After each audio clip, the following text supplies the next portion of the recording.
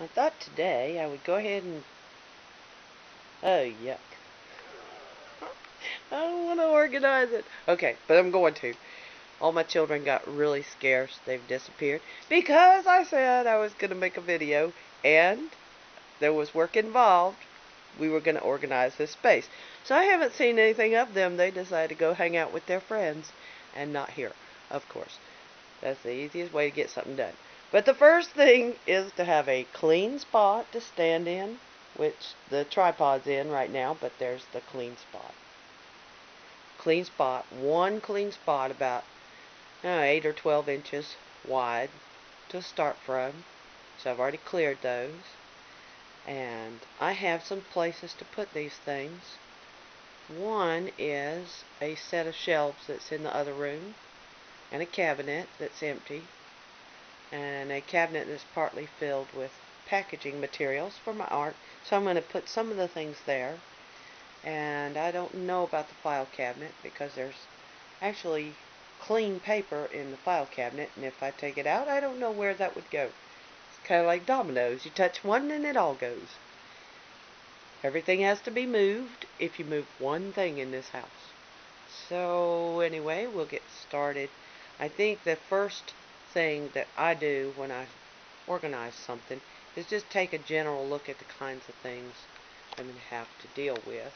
And in this case, because it's art, and there are things I'm going to use later, that identity is not that hard to come up with. There's a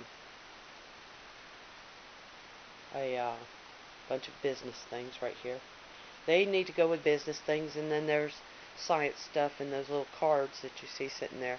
That needs to go with the science stuff. And then we have some photos they use for reference materials, and then the cases here are filled with little small pieces that are used for not only craft but art things. There are a few paintbrushes still left. They're on this top shelf. And generally under the table, I don't even want to think about it because there's all the tools that I own that are here. There's some in my mom and dad's basement, but the rest of them are under this table. I should show you that because you wouldn't believe it. I thought it was a brilliant idea. Nobody was going to be under the table, so I just put everything I didn't know where to put under the table. You probably are not going to be able to see it till I start dragging it out, and then I don't know what. Because it's going to be a mess. And there's a stack of papers under this chair, too. Oh my, oh my, oh my. I think I see some sewing things, too. And there is my encyclopedias.